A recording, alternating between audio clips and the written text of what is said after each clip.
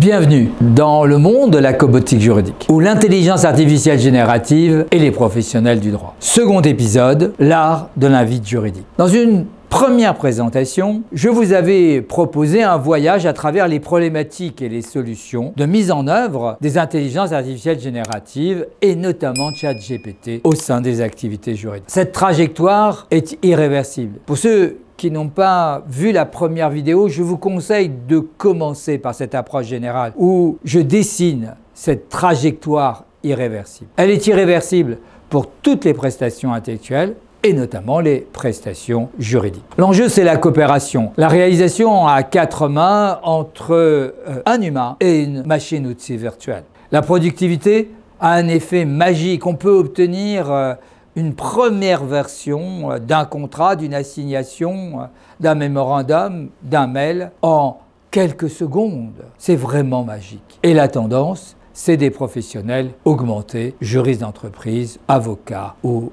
notaire. Dans ce cadre, je vous propose une première photographie autour de la machine-outil virtuelle avec une présentation des invites et des réalisations. Dans cet ouvrage, je détaille la majorité des prestations d'un avocat ou d'un juriste d'entreprise. Ensuite, je vous propose de regarder l'invite d'initialisation. L'enjeu, c'est d'obtenir 20% lors de la première invite. Ensuite, de voir les invites d'amélioration et enfin les invites d'optimisation. Au terme de ce parcours, on devrait pouvoir obtenir 80% du livrable dans au moins 40 à 50% des cas, et ceci en quelques secondes. Examinons le concept de machine-outil virtuelle, ou le passage du faire au faire réalise. Avec ChatGPT, partie DALL-E, j'ai obtenu cette image. Je lui ai proposé de me dessiner une usine avec des machines-outils réels dans un monde virtuel. Première étape, la machine-outil virtuelle, une présentation des différentes invites. L'enjeu, c'est d'obtenir 20% sur la première invite. Le monde de demain, comme je l'indiquais dans la première vidéo, ce n'est pas des humains contre des robots virtuels, ce n'est pas des robots virtuels contre des humains. Le monde de demain qui commence aujourd'hui, c'est des avocats ou des juristes d'entreprise augmentés. Et pour pouvoir profiter de cette augmentation, grâce aux intelligences artificielles génératives et plus spécialement ChatGPT, il faut que sur la première invite d'initialisation, on obtienne 20% du livrable final, un mémorandum, un contrat, un mail, une assignation ou des conclusions. Si vous êtes en dessous de 20%, ne perdez pas votre temps. Il est extrêmement difficile de recentrer la première réponse vers le final attendu. Pourquoi? Parce que n'oublions pas qu'on est en présence d'un modèle de langage, c'est-à-dire d'un système qui ne répond ni à des questions et qui ne fournit aucune réponse. Les grands modèles de langage, ce sont des systèmes algorithmiques qui mettent un mot après l'autre. La probabilité est la clé pour savoir quel est le prochain mot à travers un contexte. De mot en mot, il vaut mieux être positionné sur la bonne trajectoire. Car si vous êtes d'entrée sur une mauvaise trajectoire, comme le système produit du mot à mot, il ne trouvera pas forcément dans sa mémoire de tout ce qu'il a lu les éléments qui permettent de faire une déviation pour aller vers le bon chemin du mot à mot s'il est sur une trajectoire mauvaise. À moins de 20%, je vous propose de recommencer. Au-delà de 20%, c'est magique, surtout en 3 secondes. Ensuite, deuxième catégorie d'invites, les invites d'amélioration. Vous allez passer de 20 à 50%, 3, 4 invites, pas plus, plutôt 3 en moyenne. Troisième étape, une invite d'optimisation. Vous allez centrer sur telle ou telle idée, développer telle analogie ou tel exemple. Et enfin, une invite, ou plusieurs, une ou deux, invites d'affinement, c'est-à-dire d'éliminer les malfaçons résiduelles et de peaufiner son texte à 80%. La magie, comme je l'indiquais, c'est que obtenir 80% en moins de 1 ou 2 minutes, alors qu'il vous faudra 80% du temps pour faire 80% du livrable, c'est gagné. C'est gagné parce que si vous comparez un juriste non augmenté avec un juriste augmenté, il va obtenir en quelques minutes 80% du livrable et il lui restera 80% du temps pour faire les 20% restants et d'amener un effet waouh, en tout cas une qualité complémentaire et surtout de développer ses qualités créatrices. Le monde de demain, c'est l'évolution de l'intelligence de réalisation à l'intelligence de création. Cette machine-outil virtuelle permet toutes les réalisations que l'on peut espérer pour les professionnels du droit. Un mémorandum sur, par exemple, la notification à la CNIL d'une faille de sécurité. J'ai développé ce point dans la première vidéo. Des mails pour convaincre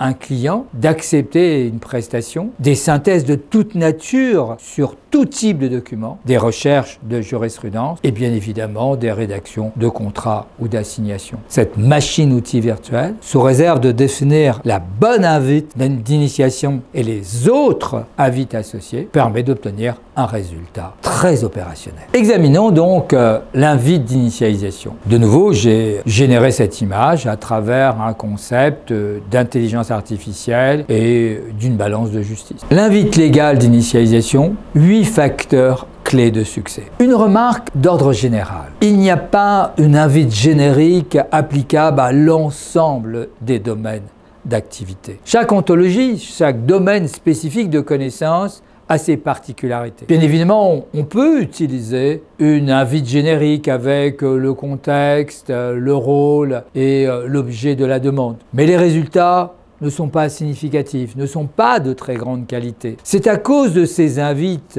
un peu génériques que beaucoup de gens sont déçus des résultats. Dans chaque domaine, il y a des structures particulières d'invites d'initialisation. Pour nous juristes, c'est de reprendre les fondamentaux de l'analyse juridique effectuée par un humain et de les appliquer un peu sous forme de miroir à une invite particulière. Pour cela, il suffit de mettre en œuvre 8 facteurs clés de succès. Le premier facteur, le périmètre géographique. La loi applicable, définie de manière générale. Si vous ne mettez pas de périmètre géographique, il le fera par défaut, en fonction des éléments trouvés dans l'invite. Exemple, je recherche une jurisprudence en droit de l'informatique en France, ou peux-tu me faire un mémorandum sur la protection des données en Europe, ou tout simplement par rapport à la langue utilisée. Mais en tout cas au début, je vous conseille de bien définir votre paramètre géographique. Exemple, un contrat en droit français avec comme loi applicable la loi française. Deuxième facteur clé de succès, le périmètre historique. Ça correspond à la démarche habituelle d'un juriste. Après la loi applicable, l'application de la loi dans le temps. Par défaut, l'intelligence artificielle générative, ChatGPT, va se positionner à la date de sa dernière mise à jour. En précisant le périmètre historique, vous allez cerner la situation juridique que vous voulez traiter. Troisième facteur, le persona, le rôle que vous donnez à ChatGPT. Ce rôle est important, il permet de classer à l'intérieur de la sphère juridique différentes catégories d'informations. N'oublions pas qu'un grand modèle de langage, GPT, qui est activé en mode dialogue, ChatGPT, connaît la totalité des connaissances dans le monde depuis le début de l'écriture, 3400 à 3300 avant Jésus-Christ. Cette connaissance, elle traite de la majorité des civilisations. Pourquoi? Parce que les données d'entraînement, les documents qui ont été absorbés par le grand modèle de langage est basé sur la langue anglaise. Et la plupart des autres civilisations, quelle que soit leur langue, pour les éléments essentiels de ces civilisations, elles ont été traduites en anglais. Vous avez à votre disposition, en quelques secondes, dans une interaction humain-robot, la totalité des connaissances disponible. Là aussi, c'est magique. Le monde de demain ne peut plus être le même. En 1995, avec l'avènement de l'Internet, c'était toute la documentation utilisable qui était mise à la disposition du monde par les grands moteurs de recherche et notamment Google. Aujourd'hui, ChatGPT, OpenAI, met à la disposition du monde gratuitement avec ces grands modèles de langage, 3, 5 ou 4, la majorité des connaissances en langue anglaise traduites dans plus de 50 langues. Ce rôle va faire un clivage entre tous les différents documents. Vous allez dire que vous êtes un spécialiste de droit du numérique, que vous êtes un DPO, que vous êtes un juriste d'entreprise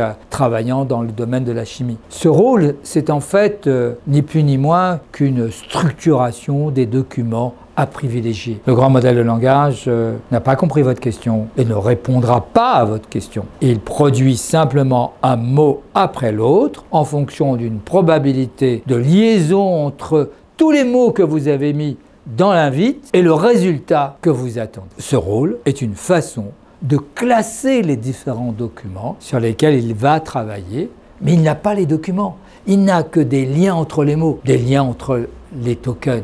Je soulignais cette particularité dans la première vidéo. Le quatrième facteur clé de succès de votre invite pour atteindre le seuil de 20%, c'est l'audience. C'est à qui se destine ce que on va appeler la réponse. Est-ce que c'est pour un juriste d'entreprise la direction métier qui souhaite connaître les éléments de différenciation entre l'obligation de moyens et l'obligation de résultat? Est-ce que c'est un mémorandum à la direction générale pour la mettre en garde sur la nécessité de mettre en place un programme RGPD? Mais ça peut être aussi le lecteur d'une notice, d'une définition. Ce lecteur, il faudra le définir en fonction peut-être de son âge, en fonction de son expérience ou en fonction de sa compétence. Nous arrivons au cinquième facteur clé de succès. Le type, c'est une assignation, une lettre, un mail, un contrat, un mémorandum, une référence jurisprudentielle. L'objet. L'objet, c'est la clé. Une fois que vous avez défini la loi applicable, l'application de la loi dans le temps, qui va réaliser l'opération, à qui est destinée l'opération ou le document, le type, c'est le contenu que vous attendez. Ce contenu, un mémorandum sur les baux commerciaux, un mémorandum sur les conséquences d'un divorce, un mémorandum sur comment faire un livre sur ChatGPT pour les professionnels du droit. Le style, vous pouvez déterminer un style, soit de manière générale, soit de manière très particulière. De manière générale, vous allez demander une réponse pour le directeur général en utilisant un minimum de jargon. Ou vous allez demander un style universitaire pour un mémoire de master. Vous pouvez demander aussi un style humoristique. Et enfin, dernier facteur, la forme. Un mémorandum avec une synthèse au début, un SWOT, c'est-à-dire force, faiblesse, opportunité et menace, à la fin, 5 paragraphes maximum. Si c'est un mémorandum, ne pas dépasser 3 pages. Pour chacun des paragraphes, présenter une introduction, un thème,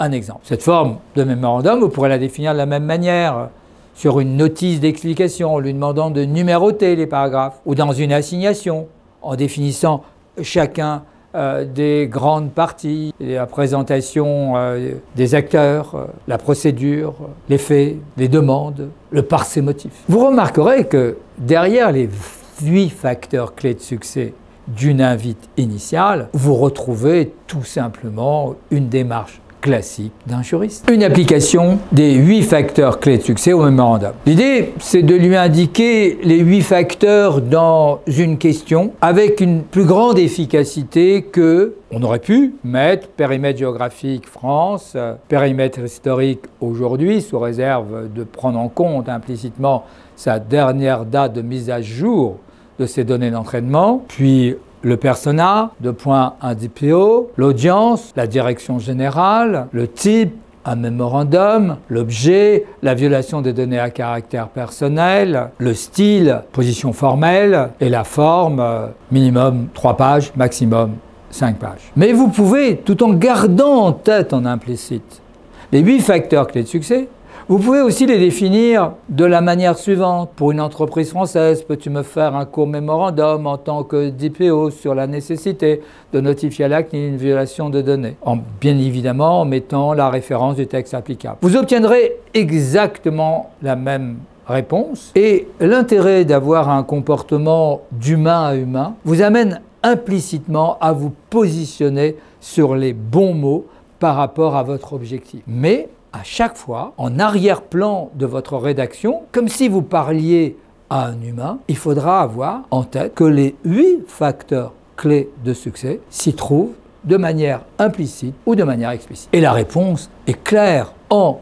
moins de 3 secondes, bien sûr. Voici un exemple de mémorandum. Dans la forme, je lui ai dit simplement, rappelez-vous, au niveau du facteur 8, forme, court. Et il va faire court. Je ne lui ai pas demandé de qui à qui. Il le met nom du destinataire, il ne me restera plus qu'à mettre le nom du directeur général, mon nom par défaut, délégué à la protection des données personnelles, la date et l'objet. Il met l'objet, bien que dans la forme, 8e facteur, j'ai rien dit. J'aurais pu définir l'objet en lui disant que le mémorandum devra être dénommé notification obligatoire de violation des données personnelles. Il l'a fait par défaut, le nom du destinataire. Et ensuite, examinons sa réponse. Au début, il se repositionne. Il dit qu'il parle en qualité de délégué à la protection des données personnelles. C'est un statut juridique notifié à la CNIL. Il met en garde et il cite les 2 textes de référence, le règlement général sur la protection des données personnelles et la loi informatique fichiers et libertés. Que demander de plus? Ici, pour un mémorandum court, les textes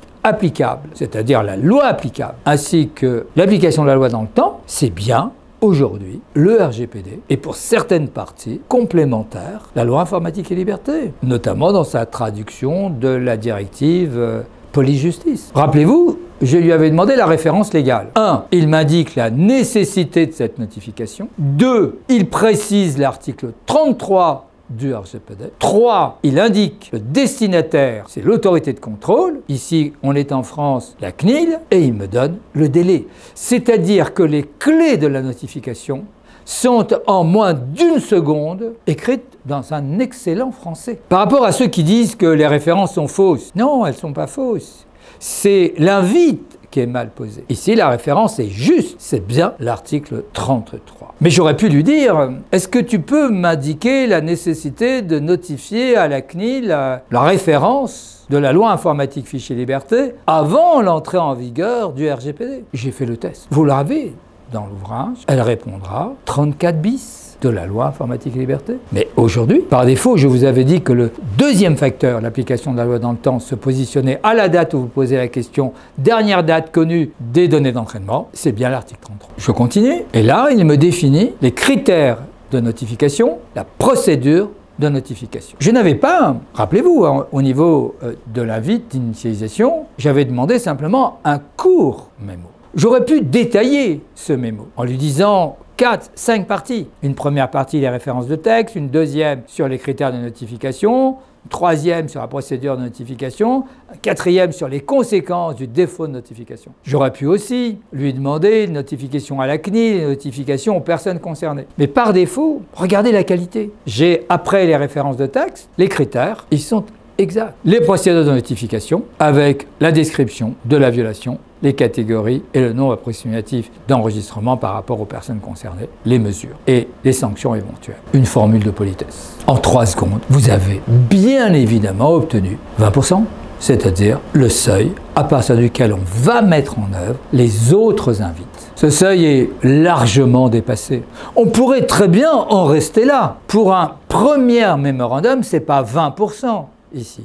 C'est 100% d'une première approche. Mais si on est beaucoup plus exigeant, si on veut un mémo sur l'ensemble des paramètres, il faudra bien compléter ce mémorandum. Mais par rapport à l'enjeu, c'est est-ce que je peux accepter cette version ou continuer à l'améliorer, puis l'optimiser, puis l'affiner? La réponse est nécessairement positive. Positive. En termes de forme, tout est conforme pour une structure type de mémorandum et la forme qu'il me propose est extrêmement élégante. En termes de style, il est parfait. Et enfin, en termes de qualité, sur les risques et la nature des risques, les délais de notification et la forme de notification, la qualité est une qualité complète. C'est une vraie réussite à partir de cet invite pour obtenir ce mémo. À partir de ce brouillon, de cette ébauche, de ce travail de qualité réalisé par ChatGPT, on va pouvoir l'améliorer en forgeant des invites d'amélioration. Présentation de ces invites, les invites d'amélioration, les invites d'optimisation, les invites d'affinement. Dans les invites d'amélioration, il faut 3 à 4 invites pour atteindre le seuil de 50%. Cela veut dire qu'il va falloir préciser maintenant les 8 facteurs clés de succès. Si je reviens à la notion de 20%, je vous avais indiqué que si vous n'êtes pas sur la bonne trajectoire, il vaut mieux rebousser chemin et refaire une nouvelle invite d'initialisation parce que comme le chemin c'est un mot après l'autre, il n'y a pas de nécessité que des personnes aient écrit des documents ayant permis au modèle de s'entraîner sur des choses fausses pour aller vers des choses vraies. Donc cette idée de ne pas forcer l'invite initiale pour aller l'améliorer. L'invite initiale, elle doit donner d'entrée un travail de qualité sur l'ensemble des 8 facteurs clés de succès. Et c'est cela qui va nous permettre de partir vers des compléments et de la créativité. Ces améliorations, on peut les faire, par exemple, si je prends le mémorandum, à travers la notification aux personnes concernées, à travers le cas particulier d'entreprises ayant des statuts liés à des infrastructures de sécurité. Plus vous êtes compétent, plus le système va être de très grande qualité. Moins vous êtes compétent, plus vous allez vous satisfaire d'une qualité moyenne. Si vous n'êtes pas un grand spécialiste et que vous êtes, par exemple, un DPO qui débute, vous pouvez vous contenter du premier mémorandum. Et par rapport à la cible, il est entre 20 et 30%. Vous pouvez faire mieux. Eh bien, faisons mieux, grâce à ces invites d'amélioration. Là, vous allez dépasser 50%. Vous allez reprendre chacun des paragraphes, demander des précisions. Entre 50 et 60%, on va passer aux invites d'optimisation. Là encore, plus vous êtes d'expérience et de compétences dans le domaine, plus vous allez pouvoir pousser ChatGPT dans ses retranchements de connaissances. Et vous allez en quelques secondes mobiliser les mêmes connaissances d'un spécialiste. Cette optimisation va se déployer sous forme de compléments. Compléments stratégiques, compléments tactiques ou tout simplement compléments de précision. On doit atteindre, pour la majeure partie des prestations courantes d'un juriste d'entreprise ou d'un avocat, 60-70%. Il nous reste, pour atteindre le seuil de 80%, à affiner les éléments. Pour cela, 2 choses. Supprimer les malfaçons et puis procéder à des améliorations sur certains éléments, sorte de lissage intellectuel comme on pourrait le faire sur une pièce que l'on va poncer. Dans le cadre de cette vidéo, je ne traiterai pas les affinements et notamment la suppression des malfaçons. Dans la première vidéo, j'ai indiqué qu'elles étaient nombreuses, 10 familles, des réponses erronées, des réponses illogiques, des erreurs de calcul, des réponses confusantes, stéréotypées,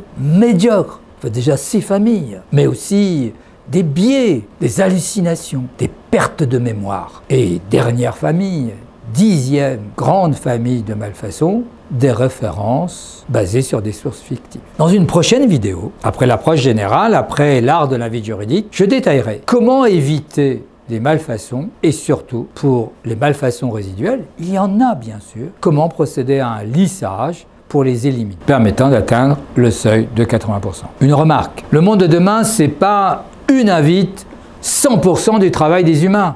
Ça n'a aucun sens en l'état des technologies. Mais le monde d'aujourd'hui, c'est déjà 20%, 50%, 80% par ce dialogue humain-machine-outil virtuel et le passage du faire vers le faire-faire ou la mise en œuvre de la cobotique juridique, une réalisation à 4 mains, une coopération humain-robot. Examinons la démarche d'amélioration sur une convention intragroupe. Je vais reprendre les 8 facteurs clés de succès, et là, pour une convention intragroupe, qui est un contrat pas si facile que ça à réaliser. Je lui ai mis périmètre géographique droit français. Et là, il faut être très précis. À ce niveau-là, on est dans le cadre d'une démarche juridique manuelle. Le périmètre historique, la réglementation après 2006, application de la loi dans le temps. Le persona, tu es un juriste d'entreprise de haut niveau en droit des contrats, et je lui demande, peux-tu me faire un contrat intragroupe entre la maison mère et 3 filiales? Vous remarquerez que j'ai bien le premier critère, la géographie, le deuxième critère, l'historique, le troisième critère,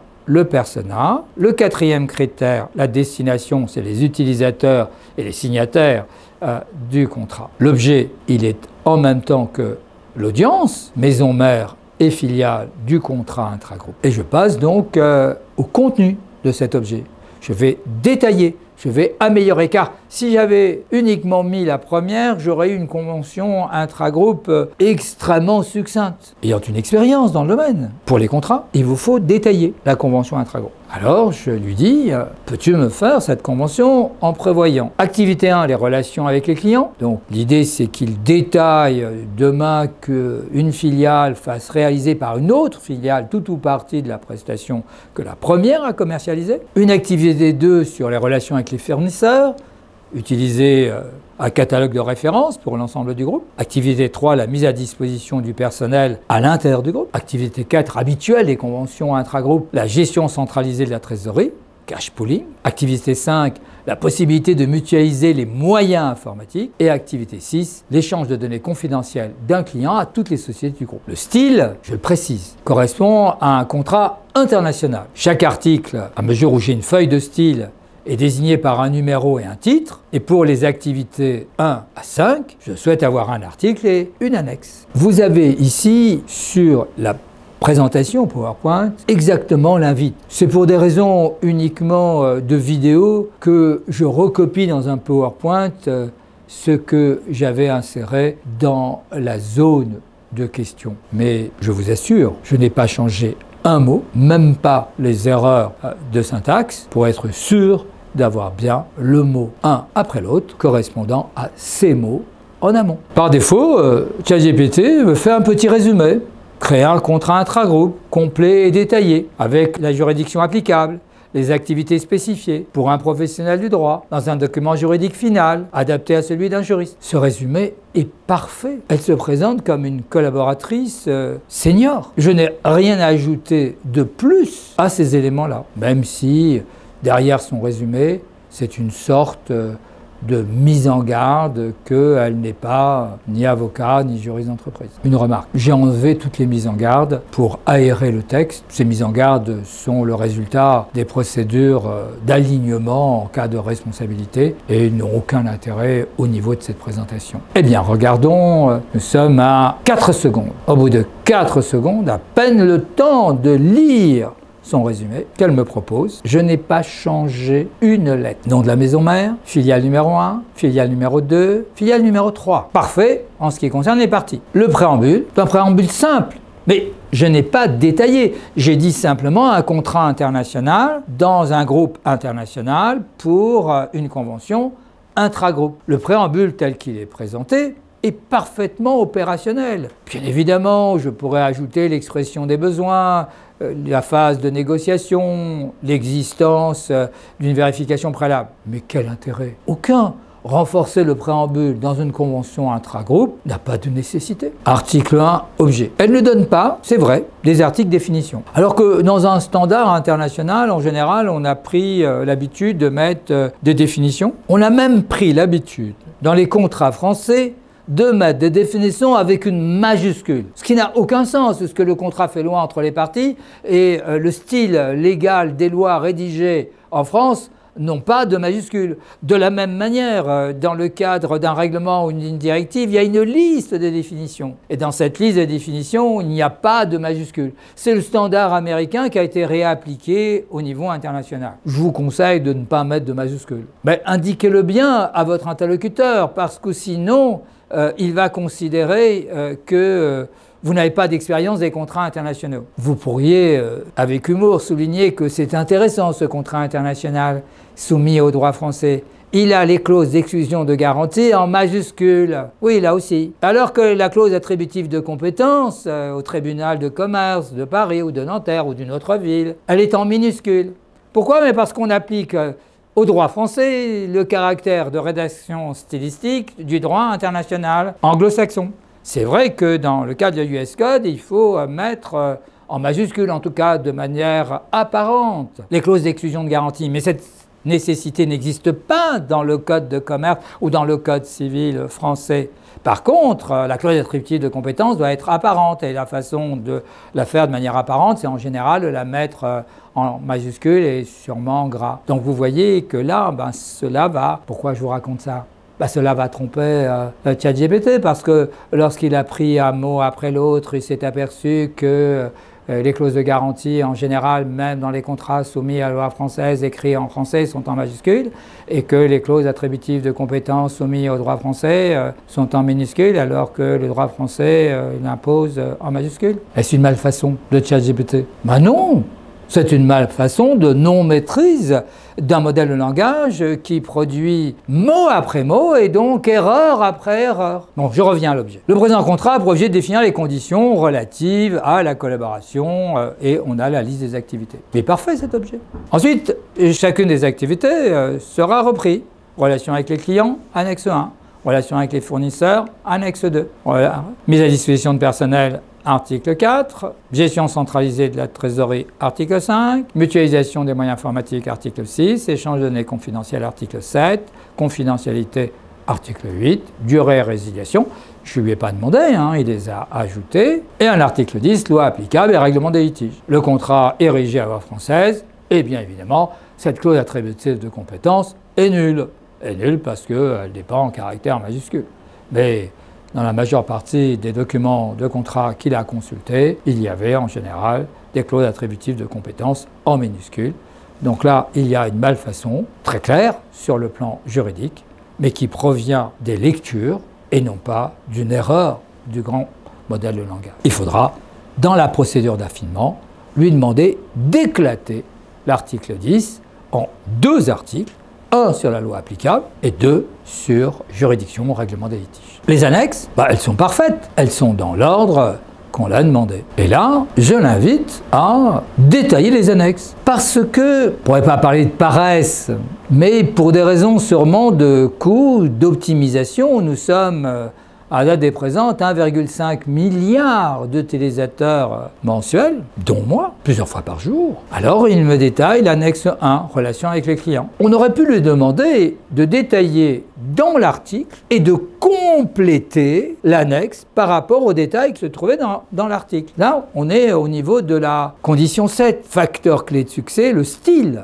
Mais pour cette vidéo, je voulais vous montrer toute la qualité d'atteindre, non pas 100%, ça n'a pas de sens, mais 80%, il restera les 20% manuels. Vous auriez pu, dans le cas du facteur 7, le style, demander de détailler les articles, et pas uniquement la liaison avec les annexes, et de préciser dans les annexes des conditions et caractéristiques complémentaires. Je lui avais simplement demandé un article et son annexe. Pourquoi? Parce que dans les conventions intragroupes, les annexes peuvent être modifiées très souvent avec un système d'annulaire en place, de l'annexe uniquement, pour éviter d'avoir des signatures en cascade. Lorsqu'il y a, comme ici, 4 signataires, la maison mère et 3 filiales, c'est simple. Et qu'il y a 50 sociétés dans le groupe, c'est plus compliqué. Il vaut mieux avoir un minimum de choses dans les articles et un maximum de choses dans les annexes. L'annexe, elle est parfaite, elle est parfaite. Elle a sa structure pour 50%. L'annexe 2, identique, objectif, procédure d'achat groupé, partage d'évaluation. Il a tout de suite compris, Rappelez-vous, je lui avais demandé qui es-tu, elle m'avait dit je suis une intelligence artificielle générative sans conscience. Alors, cette question, je l'avais posée en août 2023.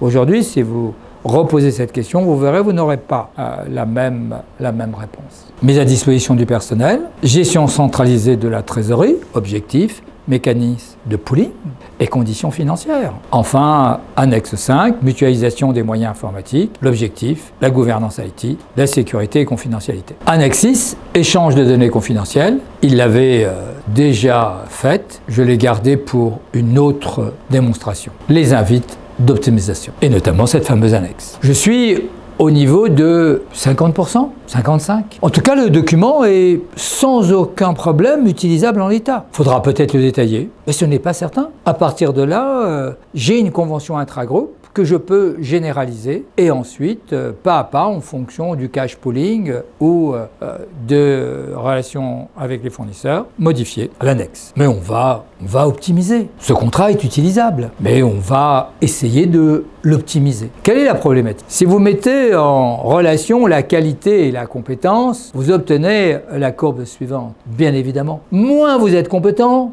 plus la qualité est excellente. Pourquoi? Parce que vous êtes incapable de discerner les éléments à approfondir et encore moins les malfaçons à éliminer. Évidemment, avec un grand modèle de langage qui, en langue anglaise, dispose de l'ensemble de la connaissance de l'humanité depuis l'avènement de l'écriture 3400 à 3300 avant Jésus-Christ, il est évident que si vous n'êtes pas compétent dans un domaine, vous êtes en phénomène de saturation de connaissances. Par contre, si vous voulez profiter d'un temps magique, quelques secondes pour atteindre 40, 50, 80% de la cible, et si vous disposez de la compétence, vous allez pouvoir contrôler et optimiser. Le gain est d'autant plus important que vous êtes capable de réaliser à 4 mains le livrable. Dans cette collaboration, vous allez pouvoir maximiser la qualité en mettant en œuvre ce dialogue humain, grand modèle de langage. L'invite initial, l'invite d'amélioration et donc l'invite d'optimisation. Plus vous êtes compétent, plus vous allez optimiser. Pourquoi? Parce que vous voyez les précisions, les caractéristiques, la vision à mettre en place de manière détaillée, soit dans un article, soit dans une annexe. Et donc les gains en termes de qualité seront magiques au regard des temps pour le réaliser. Vous allez donc fouiller, extraire, exploiter l'ensemble des connaissances disponibles pour les mettre au service de votre cible. Ici, une convention intragroupe. Comment va-t-on faire? Eh bien, on va ajouter des compléments. Par exemple, dans le cas de la convention intragroupe, je vais lui dire « j'aimerais bien d'autres articles ». Plus vous êtes compétent en termes de convention intragroupe, plus vous allez approfondir les articles que vous souhaitez. Et donc, vous allez initier dans cette phase d'optimisation ce que j'appelle la réalisation à 4 mains, c'est-à-dire 2 intelligences, une intelligence artificielle et une intelligence humaine. Mais dans cette intelligence humaine, c'est là que se trouve un deuxième élément de la mutation. Dans cette intelligence humaine, je vais mobiliser non pas l'intelligence de réalisation sur le style, sur la forme, sur la présentation, sur le contenu. Non, je vais mobiliser l'intelligence créatrice pour pouvoir partir des éléments livrés par le grand modèle de langage, ChatGPT, pour atteindre, dans un temps record, un travail d'une très grande qualité. À 80%, restera les 20% où on revient au mode manuel, au mode classique, au mode traditionnel. Par exemple, je vais pouvoir mettre dans l'annexe confidentialité une demande de particularité. Je vais lui indiquer que l'annexe confidentialité, elle est bien. On a l'objet, la procédure, les éléments associés. Mais j'aimerais bien qu'on distingue dans l'annexe, on distingue la confidentialité des informations, plus ou moins marquée dans un document titré confidentiel, de la confidentialité des programmes sources ou de la confidentialité d'une nouvelle méthode marketing. Et cela, je vais articuler ces différentes confidentialités pour la dernière en utilisant le mécanisme de l'enveloppe solo. Ces particularités, on va les mettre en œuvre à 4 mains. Puis, sur certains articles et ou certaines annexes, je vais demander des précisions. Je vais approfondir, par exemple en cash pooling, avec le taux d'intérêt intergroupe. Dans le cash pooling, avec les délais de prise en compte des revenus. Ceci va me permettre d'obtenir un document de haut niveau en introduisant le savoir-faire du spécialiste. Notamment dans le cas qui va nous intéresser, ChatGPT a bien compris que dans une convention intragroupe, dans le cadre des 6 activités, on mettait à disposition de la trésorerie, des personnes, des informations sur les clients ou des informations sur les fournisseurs. Mais lorsqu'on met à la disposition ce genre d'éléments entre les filiales, il pourrait y avoir des données à caractère personnel qui sont échangées. Et dans ce cadre, l'entreprise leader, la filiale leader, elle va être qualifiée de responsable du traitement. Et la filiale qui va exécuter, par exemple les moyens informatiques avec les fichiers de la première filiale, va se retrouver au sens du RGPD en qualité de sous-traitant. Et même si on est à l'intérieur d'un groupe, le droit des données à caractère personnel s'applique. Et la seconde société devra être soumise à l'article 28. ChatGPT ne l'a pas déduit. Il n'a pas ce niveau de compétence au regard de l'invite que j'ai mis, 4 ou 5 lignes, ensuite quelques lignes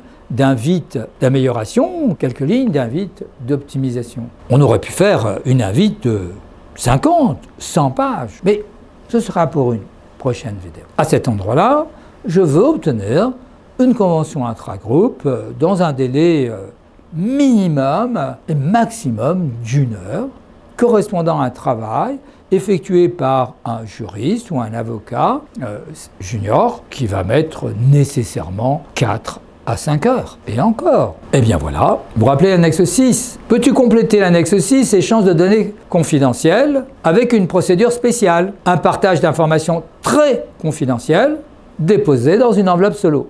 3 lignes. 3 lignes. Regardez. Annexe 6, échange de données confidentielles, complément, protection renforcée des données et programmes sources du client, accord de non-divulgation. Donc il met un accord de confidentialité à l'intérieur de l'annexe. C'est intéressant parce que si demain on a des ensembles confidentiels qui proviennent de différents clients ou de différentes situations, on va pouvoir décliner chacune des annexes sous forme d'un accord de confidentialité spécifique, un NDA particulier. C'est subtil, hein? Il met une procédure spéciale, met une procédure spéciale pour le partage d'informations et l'enveloppe solo et la procédure de partage. Honnêtement, avec les mesures de sécurité et la destruction ou le retour d'informations, que faire de plus dans une première version au stade de l'optimisation? Mais je vais continuer. Vous vous rappelez? Rajouter des compléments. Peux-tu ajouter les clauses suivantes? J'aimerais bien avoir une clause sur les assurances, pour être sûr qu'on est bien dans l'assurance intragroupe et que toutes les filiales ont bien adhéré au programme d'assurance. J'aimerais bien avoir une clause de responsabilité. On ne sait jamais. Si j'ai des assurances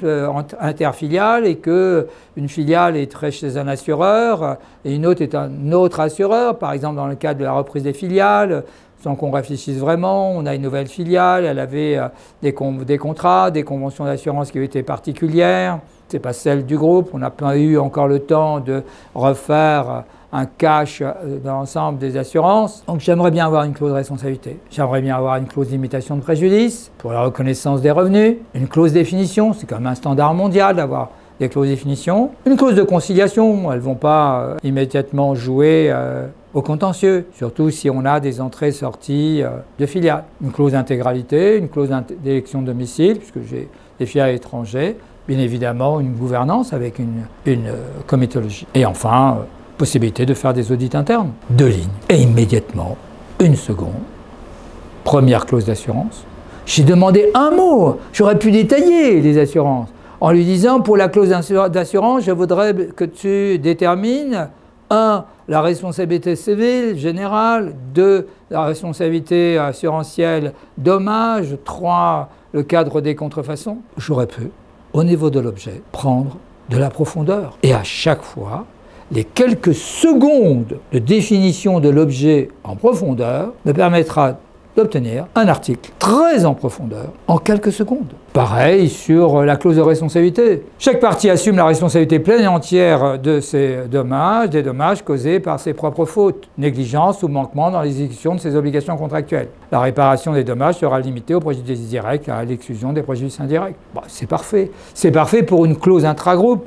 On est tous en obligation de moyens. Là encore, j'aurais pu demander, pour les informations qui sont soumises à l'exigence de l'enveloppe solo, tu voudras bien préciser dans ce cadre, et uniquement dans ce cadre, que la clause de responsabilité est basée sur une obligation de résultat. La clause de limitation de responsabilité, ici est reprécisée. Vous remarquerez une petite malfaçon quand même. J'ai une partie des préjudices qui sont traités dans la clause de responsabilité. Et pour cause, dans la majorité des contrats qui ont permis l'entraînement du grand modèle de langage, on va trouver cette distinction. Parfois même, on trouve sous le titre responsabilité que des éléments liés à la limitation de préjudice. Il met la clause définition, je ne lui ai pas précisé les mots à définir, certaines paraissent qu'il faut combler, et de lui demander quels sont les mots dont je souhaite avoir une définition. La conciliation et l'intégralité sont basiques, comme la clause d'élection de domicile, la clause de comitologie ou la clause d'audit interne, mais elles sont nécessaires et suffisantes pour une convention intragroupe. On va ajouter l'invite d'optimisation de spécialité. Peux-tu faire un article Je ne lui reproche pas, parce que dans les conventions intragroupes, elles sont en général à compléter de l'article 28. Très nombreuses conventions intragroupes oublient cette notion que derrière un échange, il y a des destinataires, des responsables du traitement, des sous-traitants, des responsables conjoints. Et donc, je lui demande, peux-tu faire un article et une annexe associée sur l'échange des données à caractère personnel sur la base de l'article 28 du RGPD. L'article est parfait, l'annexe est parfaite. Objet de l'annexe, c'est bien l'article 28. Contrat de sous-traitance, c'est bien la qualité de sous-traitant. L'obligation de sécurité, 28, premier alinéa. La notification obligatoire au niveau de l'information dans le délai nécessaire pour permettre au responsable du traitement de faire cette notification. L'assistance, 28, pour les spécialistes, dernière partie du 28. La fin du contrat et puis audit et contrôle qui sont nécessaires à faire par le responsable du traitement dans le cas d'inspection particulière. Vous remarquerez que ChatGPT n'a pas fait l'erreur que l'on retrouve dans de très nombreux contrats, et notamment entre de très nombreux documents liés à la politique de protection des données personnelles. Il n'a pas marqué le responsable de traitement, mais bien le responsable du traitement. À la fin, je l'ai remercié, c'est parfait. C'est parfait, moi je considère que je peux envoyer un tel document aux filiales pour leur demander leur avis. Et bien évidemment, il faut faire une mise en forme complète. Et ma demande, peux-tu faire un contrat complet qui reprend toutes les clauses et toutes les annexes au regard des éléments remis en initialisation, en amélioration, en optimisation. En 120 secondes, qu'est-ce que j'obtiens? J'obtiens un seuil largement supérieur à 20%, vous avez compris, c'est sûr, plutôt 80%. Mais en tout cas, le seuil de départ était à 20%. J'ai amélioré. J'ai amélioré avec des demandes de clauses et des demandes d'annexes.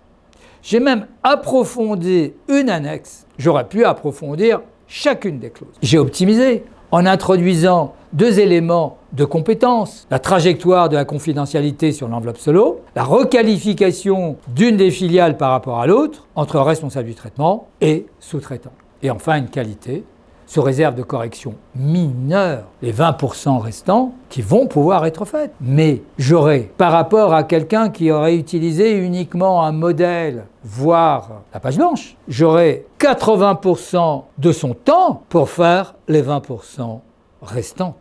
Et pour vraiment conclure cette vidéo, les intelligences artificielles génératives telles que ChatGPT ou Bloom, Claude 3 maintenant, ou Gemini, ne sont pas des assistants juridiques. Ce sont des machines-outils virtuelles. La compétence, c'est celle non pas de faire, mais de faire faire grâce à une invite opérationnelle. Au terme de ce voyage, au sein de la cobotique juridique, 2 éléments fondamentaux. Il est possible d'obtenir au moins 20% du livrable, un document ou une assignation, un mémorandum, en quelques secondes. Second élément, la qualité, elle est magique. Dans une 3e vidéo, je vous montrerai comment éliminer les malfaçons. C'est vrai qu'il y a des malfaçons, une dizaine de malfaçons, des erreurs de contenu, des erreurs de logique, des erreurs de calcul, des réponses confusantes, stéréotypées, médiocres, des biais, des hallucinations et des pertes de mémoire et pour couronner le tout, des références sur des sources fictives. Il est possible d'éviter ces désordres et ensuite, par un procédé d'affinement, de les éliminer. À bientôt.